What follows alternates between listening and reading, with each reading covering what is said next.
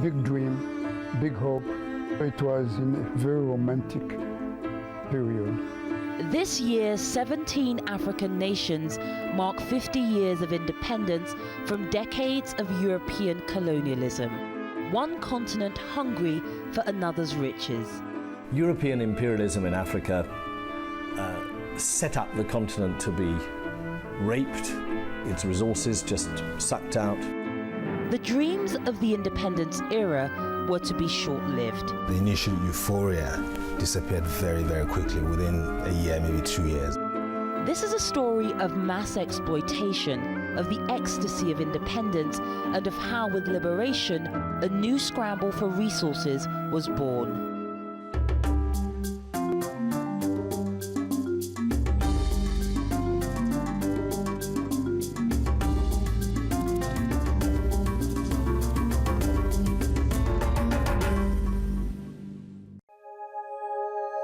Whether in bustling cities or remote villages, the 1880s and 90s were years of terrifying upheaval in Africa. People were killed. Villages were destroyed. Political systems were completely destroyed. Leaders were arrested, put in jail. Fleet upon fleet of foreign soldiers armed with new weaponry and a sense of entitlement descended as if overnight. That was traumatizing. This was a face of their European trading partners people had rarely seen. United in their cause but divided in their efforts, armed resistance failed. In the space of just 20 years, 90% of Africa was brought under European occupation. Europe had captured a continent. Gunboat diplomacy. In many instances, the British did not actually have to go to war. Just the threats of war, the fact that there were all these big, powerful guns was enough to force the local chiefs to sign a treaty. All this because of massive sea changes. Not in Africa itself, but in Europe, which was in the throes of the Industrial Revolution. The advent of the machine was transforming the continent into the workshop of the world. A workshop in need of raw materials. Palm and peanut oil would literally grease the engines of the revolution. Modern transportation would need rubber for tires, and Europe's prosperous middle classes now demanded luxuries from overseas. This was the dawn of industrial-scale production, modern capitalist economies, and mass international trade. Thanks to a generation of explorers and traders, the great powers knew what riches lay in Africa. Britain and France already controlled most of the continent's ports. Africa had diamonds, it had gold, it had cobalt, it had lots of things. It had cocoa. It had lots of things that Europe needed. But in the new industrial era, the value of Africa rocketed, not only for materials and strategic trade routes, but also as a market for the goods it now produced in bulk. Africa was an opportunity. The Africans wanted to trade right from the word go. They wanted to sell their labor. From Malawi and northern Rhodesia, they used to go down into South Africa. You had a movement of people. People wanted to learn. They wanted to meet each other. So it was a natural thing that the outside world should get involved with Africa. But the scramble for Africa wasn't just about economics. Colonialism had become the fast track to political supremacy in Europe. Britannia may have ruled the waves, but Germany was rising after victory in the Franco-Prussian War. Meanwhile, the defeated French Empire sought to regain its glory, and a new unified Italy was also growing in strength. Europe was a continent in the ascendancy, whose nations were vying for supremacy. And back in Africa, their competing imperial armies were pushing inland. And this looked set to bring them into major confrontation. The rival powers convened around a conference table in the German capital. and in February 1885 signed the Act of Berlin, an agreement to abolish slavery and allow free trade. But the act also drew new borders on the map of Africa, awarding territory to each European power and turning trading partners into subjects of empire. It legalized the scramble for Africa. What it did was it carved up what are thought to have been about between 6,000 and 10,000 political units in Africa, and they were then carved up, often cutting peoples in half, water tables just sort of cut off from their sources. It was complete geographical madness. Simply drew lines on the map, places where they had not even been yet. They had no idea what was there. Africans were not aware that there were conferences being organized in Berlin to determine about them. No, they did not know about it. They only saw the consequences. But the governments of Europe were at pains to stress that their forays into Africa weren't just the product of vested interest. That beneath train tracks and shipping lanes lay a moral justification which caught the public imagination. And they justified it by saying that they were bringing civilization and Christianity to these benighted, primitive people. A white man's burden, beautiful language. So the European politician and the theoretician of colonialism to explain to their people why should we send our children to Tonkin, the Gulf of Tonkin, to Vietnam? Why should we send them to die in the malaria-infested part of Algeria or Black Africa and so on? White man's burden. We have to bring them the light. A partnership with the church in Africa offered the colonialists an insight into living conditions and the social services that would be expected of a supposedly benevolent empire. But it also delivered a moral pretext. Europe had long harbored an image of the dark continent, wild, exotic, and in need of enlightenment. For Christian missionaries and for many colonialists, their project was a humanitarian one. I didn't see the colonial service as racist. After all, I'd come across real racism in southern Rhodesia and South Africa.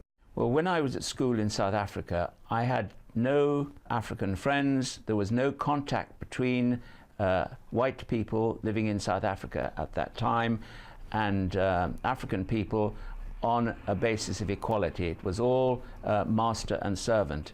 And these were the days of apartheid.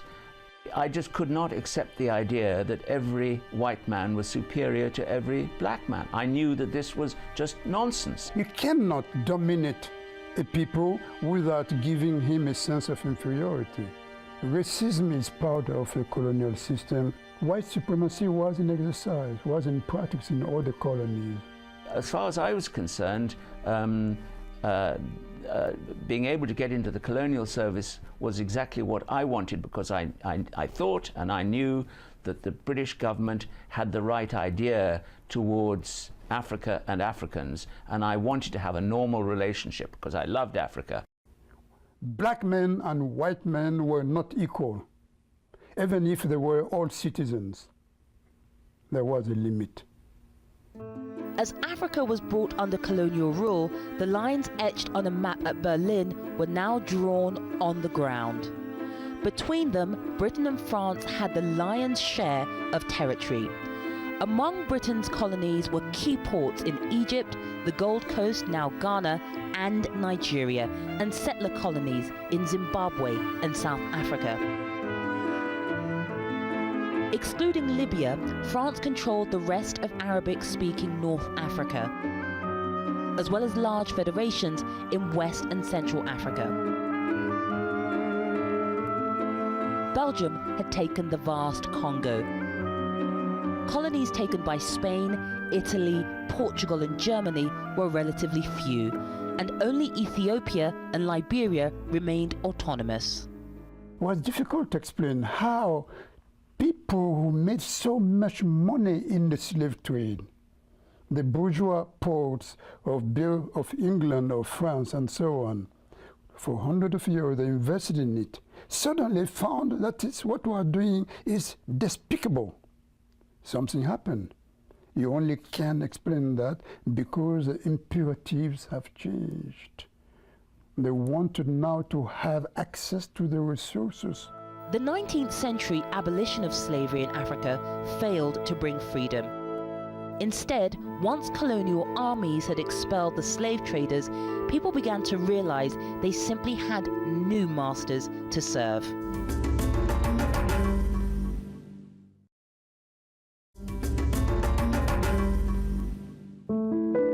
Gold and diamonds, cocoa, ivory, rubber and cotton. Intensive exploitation swept through the continent as Africa delivered on its promises of untold riches bound for the dockyards of Europe. By the end of the 19th century, it had helped crown Britain the powerhouse of manufacturing, with a massive share of world exports, half of all cotton goods and 80% of all clothing. The French built their business plan on two materials crucial to industrial Europe: groundnut and cotton. But in colonizing the Sahara and staffing an elaborate administration, they struggled to see profits.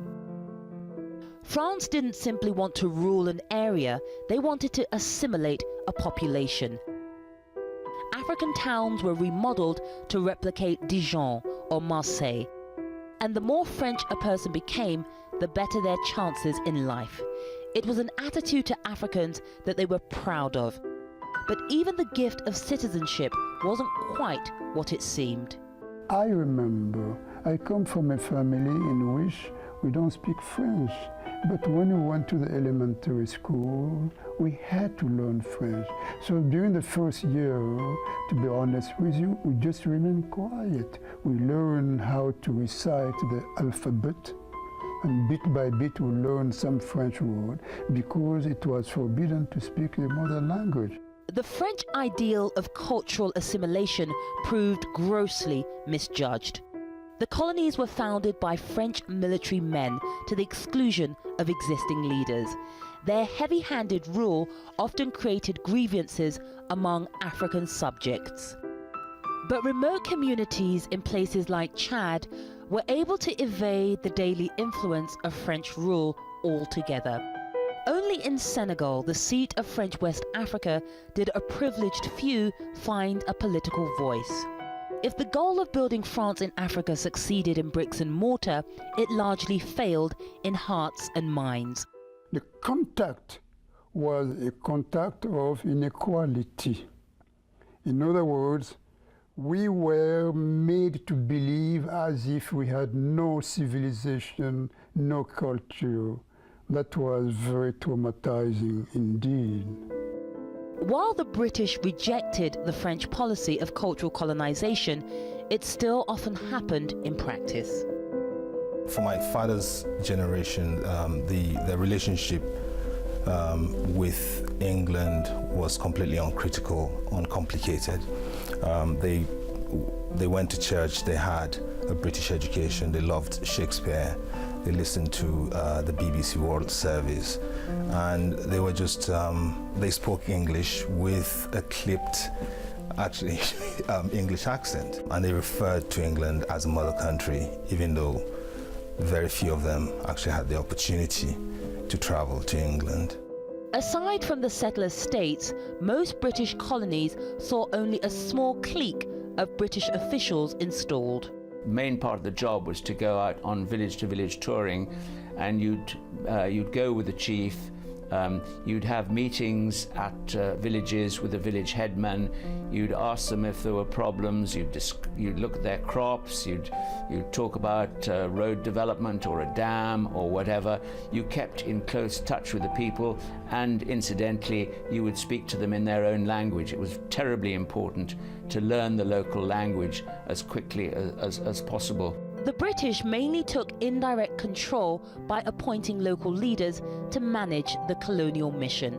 But ruling by proxy created huge variations in practice and fostered enmity between tribes. And ultimately, African leaders working for the British lacked credibility in the eyes of the people. When the white administrator in his Bentley or in Rolls-Royce with the Union Jack appears, there is no question. There are no two sources of authority. There is only one authority. It is the authority of the king or the queen. One man at the Conference of Berlin walked away with his own private colony and showed what colonialism looked like at its very worst. King Leopold II of Belgium had originally founded a committee to civilize Africa, convincing the Berlin delegates that he merited a territory 2.3 million square meters in size, the Congo Free State.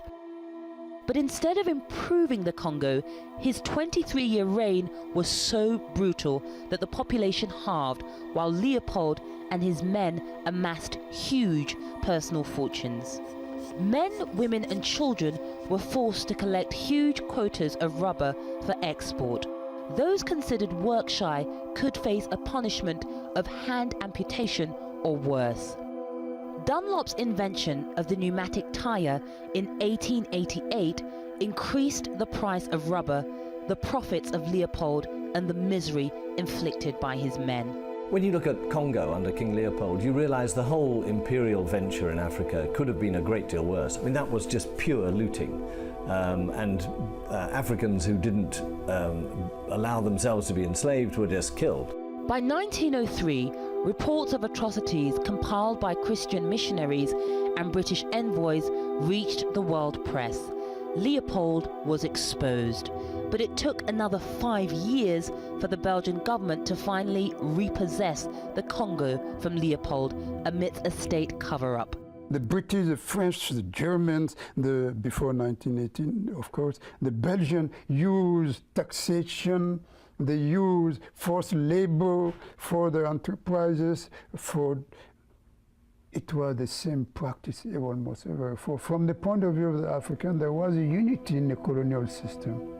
The imposition of European rule was at best a bittersweet encounter. In many places, rapid development came at the expense of personal freedoms. Development designed to help the European project as much as to help African society. Roads were built, planned by the Europeans, the French or the British or the Belgians, does not matter. Roads were built, schools were built, with a taxation imposed upon the people. Colonization is always a system of high planning, but the planning is not done democratically. The planning is imposed by the masters. All the infrastructure that they built, the railways and the roads, were travelling from mines or plantations to the port. It was about sucking Africa's wealth out of it. And you can contrast that with India, say, where actually the railways and roads linked up towns. India was linked up internally.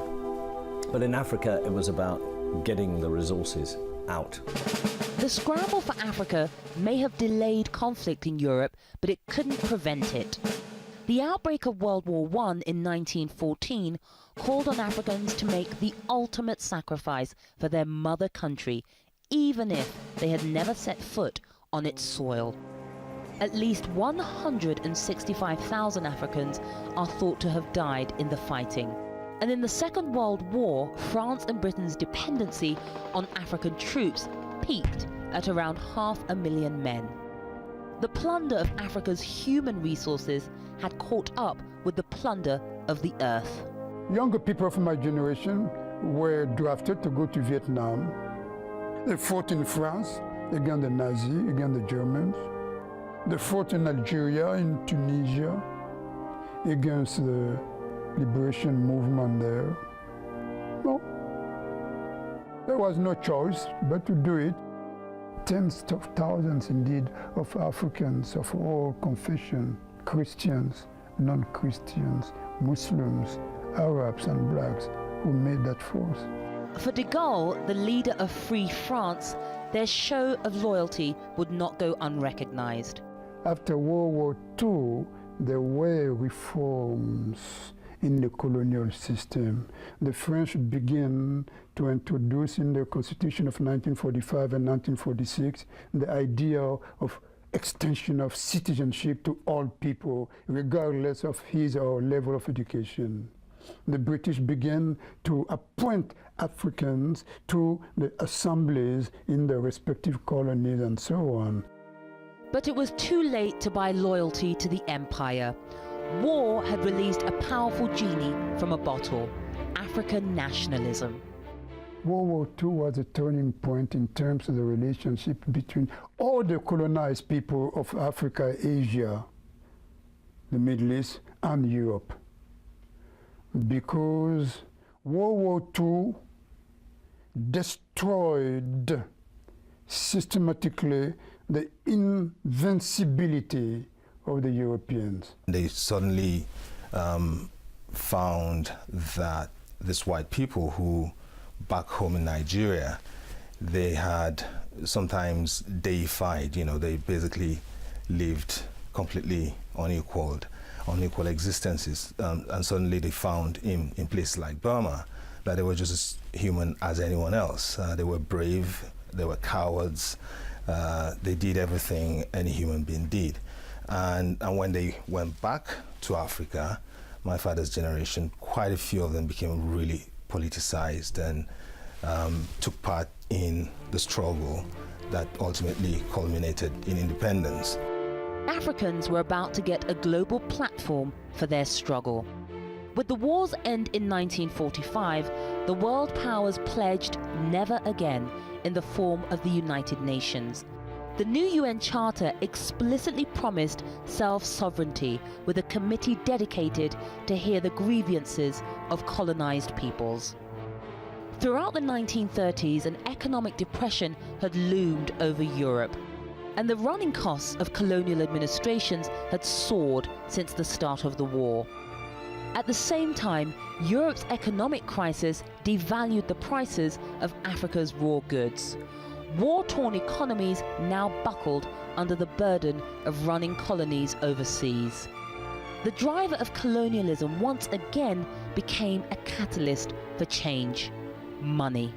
Britain was bankrupt after the Second World War, and it simply couldn't afford to go on running them. My grandfather was then working in the Gold Coast, and he was sending rice and ground nuts back to his 4 sons in Britain.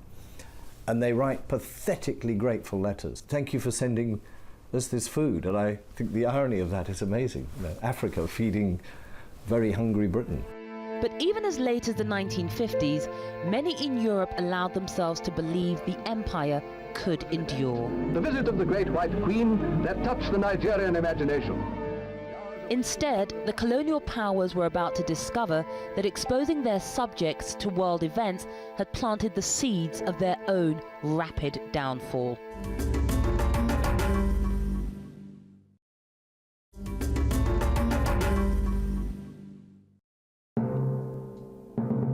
The European, being in the position of power, had one yardstick. He didn't use anybody else's yardstick. His yardstick was the yardstick. But what has happened, and most Europeans don't realize it, time has changed.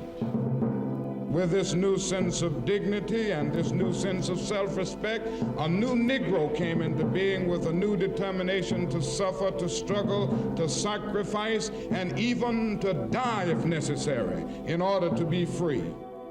And as the people in Africa and Asia get some power of their own, they get a mind of their own. The European yardstick now isn't necessarily the yardstick. The Negro came to feel that he was somebody. Race had emerged as the touchstone of the post-war world. By the 1950s, colonial rule had produced an elite of African nationalist intellectuals, and behind them, large, urbanized and literate working classes. Together, they witnessed the power of nationalism. In Egypt, where Gamal Abdel Nasser expelled the British, and in Algeria, where the resistance stood firm in its war of liberation from France. At the same time, the presence of the United Nations, the rise of the civil rights movement in the United States, and the nascent anti-apartheid movement focused the lens of world scrutiny on black rights and spurred on colonized Africans in their call for self-sovereignty. I'm happy to state that in accordance with your wishes, arrangements are now in progress to turn Ghana into a republic. Ghana is free. In 1957, Ghana became the first sub-Saharan state to be granted independence by transfer of power to Kwame Nkrumah, widely considered the father of African nationalism. He was impressed by the United States. He was a student here. The Americans did something extraordinary. He said, the 13 colonies, instead of each one becoming independent, they came together, created a union. Power is in the union. That is the way Nkrumah explained the American dream and the American realization and so on. So he dreamed for something like that in Africa. Nkrumah had inspired others with his vision of a United States of Africa. Men like Léopold Senghor in Senegal, Félix Houphouët-Boigny in Côte d'Ivoire, and Jomo Kenyatta in Kenya. Men who had received colonial education. With the idea of empire increasingly unpalatable to the voting public, European governments had little choice but to work with the nationalists. There was an indifference at this stage towards the empire, towards the colonies, and I found that really rather depressing. You know, you'd start try and talk about it in a pub and people say, oh, shut up, have another drink or something. There was just this idea that that colonialism is wrong and needs to be got rid of. The pressure for wholesale decolonization had been building ever since the end of the Second World War. The tipping point came on Wednesday the 3rd of February 1960. The wind of change is blowing through this continent. And whether we like it or not, this growth of national consciousness is a political fact. British Prime Minister Harold Macmillan delivered a warning shot to the whites of apartheid South Africa and a death blow to the colonial venture across the continent. That signaled, to my mind, the idea that Britain disapproved and the world disapproved of apartheid and the racism of apartheid. But it didn't necessarily mean that we were giving up on our role in Africa. I didn't think so. In fact, within 10 months of the Wind of Change speech, Britain had surrendered 2 key African territories, France 14. The rate of decolonization when it arrived was breathtaking. Many were freed without bloodshed. 1960 was hailed the Year of Africa, and hurried withdrawals of the colonial powers continued into the next 3 decades. The transfer of power need not indicate that the Europeans suddenly realize that, well, it's time to give independence to the natives of Africa and Asia. No. It is in view of the possibility of large-scale war throughout sub-Saharan Africa that the French understood that it was better to prepare to negotiate with the nationalists, and hence you have the liberation movement. Will you go back to the Congo one day? No, never. Do you think that it's finished for the Europeans in the Congo? Yes, I think so. But no sooner had African nations escaped the shackles of colonialism than a new battle for the continent was underway: the Cold War. Back when the colonial idea had Europe's politicians spellbound, the communists had opposed it. And throughout their years of struggle, African nationalists had found a powerful friend in the Soviet Union. These 2 great powers, America and Russia, begin to carve up the world between them. Independence coincided with the Cold War, where it mattered whose side the president was in terms of this global struggle between Russia and America. And they both tried to organize coups to get their people in, and this was very destabilizing. The Congo's Patrice Lumumba was a hardline nationalist, labelled a communist by America. His game of Russian roulette appeared to have paid off when in 1960 he oversaw the handover of sovereignty from Belgium. He was to become victim of the opposition between the West and the East, between the bloc, Soviet bloc and Americans.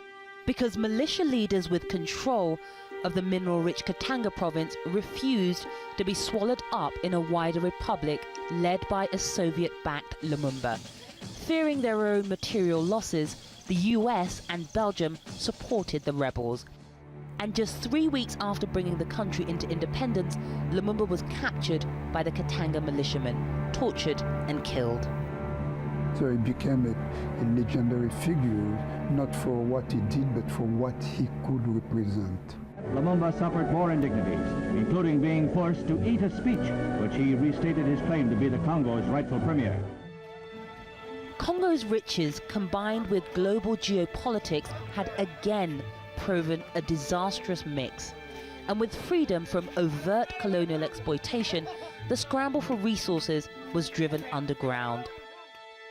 For a fleeting moment, the Lumumba affair raised the questions of what in Africa would replace the strong arm of colonial rule, and whether national unity was achievable with hostilities bubbling beneath the surface.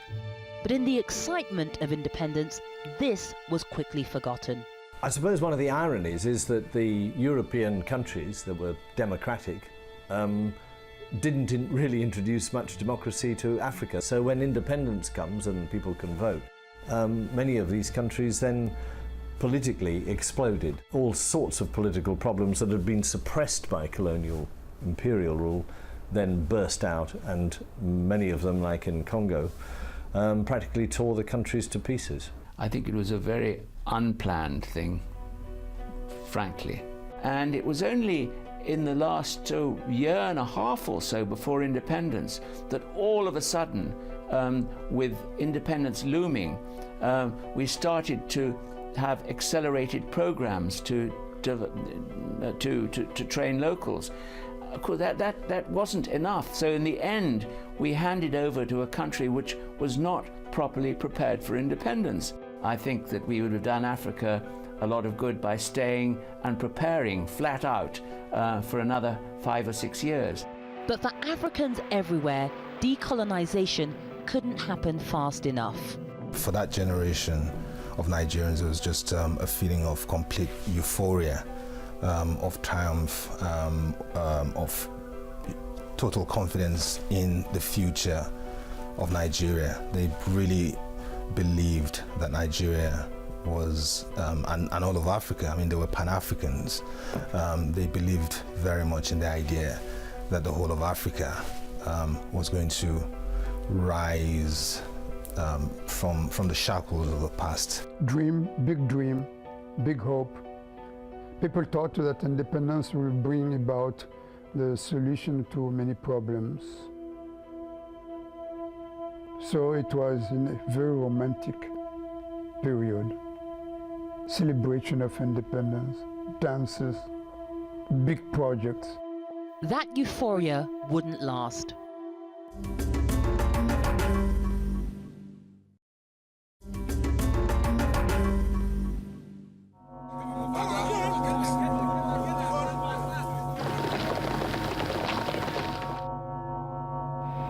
I think the 60s were a very violent decade, and so the initial euphoria disappeared very, very quickly, within a year, maybe 2 years. And then from 62 to 1970, it was just one incident of violence, of carnage after another. It faded when the military began to seize power. And the military are not leaders, they are not political figures, they only are specialized in what? In the use of the weapon and so on. They have no political mission except to maintain the security of the country and so on. So you have the coming of new leadership for whom nobody voted. That was a terrible fact. Many newly sovereign states of Africa, left with the legacies of occupation and the challenges of state building, were soon consumed by bitter power struggles. In many places, militiamen overran the nationalist thinkers. Within the first 20 years of independence, there were 40 successful coups and many more failed ones.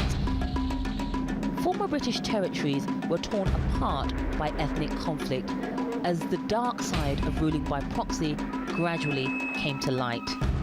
One of the problems with independence when it came was that the colonial powers hadn't ruled Nigerians as Nigerians. They'd ruled them as Hausa people or Yoruba people or Igbo people. They hadn't ruled Kenyans as Kenyans, but as Kikuyu or Luo people. And suddenly they all had to be Kenyans, Nigerians. And very quickly the politicians naturally looked to their own people for their political power base, and politics became very ethnicized.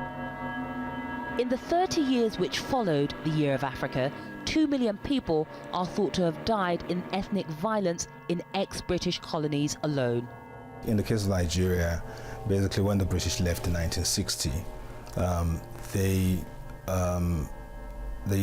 they left a political class that was already, even at that point, divided against itself. They had a system where the chiefs and the kings ran things and just reported to the district officers. In Western Nigeria, as a result of this encounter, schools were built, churches were built, and very quickly an educated elite emerged. In the north, again with the same system, the chiefs and the kings said, okay, we accept you as our colonial power, but can you just just stay out of our business of things? And so they, in most parts of the north, they would not allow churches and schools to be built. The consequence of that, about 100 years later, was that there was an imbalance between the north and the south. In the end, ended up in a civil war. But elsewhere, the problem wasn't the rate of decolonization, but the lack of it. France redefined its relationship with its African colonies to become the unseen hand in national affairs. Quietly, French control was going underground. The French never really left at independence. Behind, for many years afterwards, you'd go to a ministry in Francophone Africa. You would talk to the minister, who would be African. Behind the door, there would be a Frenchman, signing the checks, doing the accounts, reporting to Paris. In 2006, President Sarkozy promised a cleanup of the French foothold in Africa. No more secrets, real independence.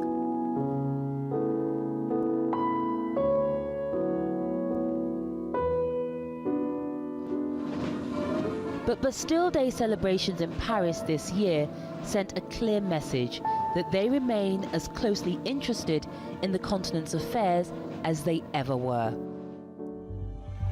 Ever since independence, domination of resources has continued to fuel violence in many states, with former Belgian Congo still seemingly locked in a vicious cycle of conflict over its mines.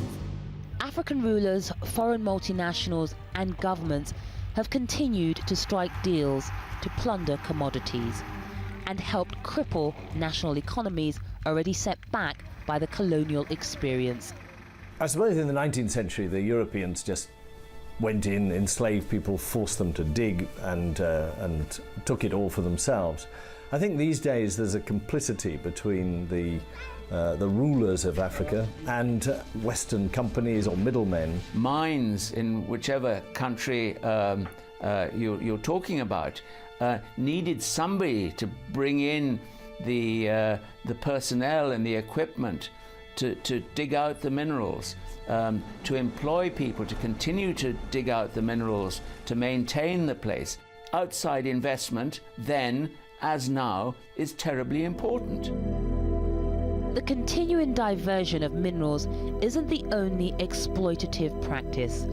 Today, Africa is the largest recipient of external aid in the world, a continent where half the population survive on less than $1 a day. But for every aid dollar coming in, $10 are lost through illegal capital heading out. $437 billion has left Africa between 2000 and 2008. Left it illicitly, secretly, illegally. And much of that has flowed into tax havens owned by European countries, Britain particularly. And so the ordinary people of Africa haven't benefited from this last decade, which has been a very good decade for Africa economically. But when you go there, you still see people as poor as ever. Under a shadow financial system built on the ruins of colonialism, foreign banks and multinationals working in Africa avoid paying tax. Anonymous trust accounts, fake foundations, money laundering, tax havens, and trade mispricing all go unchecked. Since 1970, an estimated $854 billion has been lost, enough to have wiped out external debt, and have left $600 billion more for development. The financial rewards can be traced back to those countries proudly bailing out a dependent Africa with aid. A striking parallel to the colonial story. Also echoing the past, China is entering the scene, once monopolized by Europe, opening up options for African commerce. The process of decolonization is still unfolding.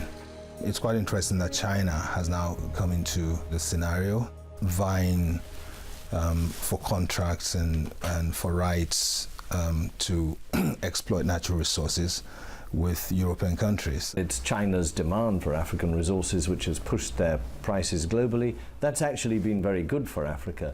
But whether African governments are really taking the best advantage of this one-off opportunity to sell what's under their soil, I'm not sure. The jury's out. This is the moment to build the infrastructure, to educate people, bring health to their people, and I'm not sure that is being done as effectively as it might be.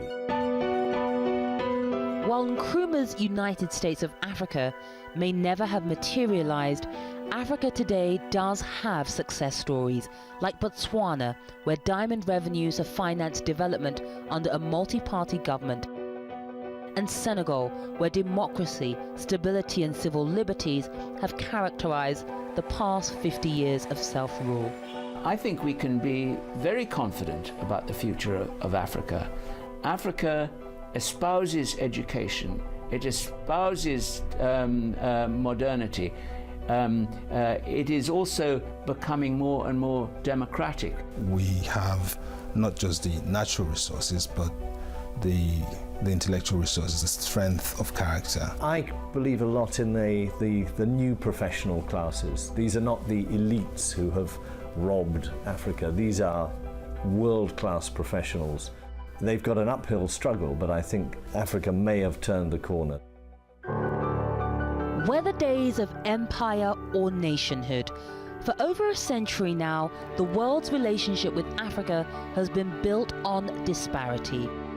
Africa's wealth has helped bankroll the giant strides in technology, communications, and business made elsewhere. But by safeguarding natural riches, prioritizing national interests, and with trade and development done on equal terms, there's a chance the coming 50 years could break the cycles of the past and finally bring real independence.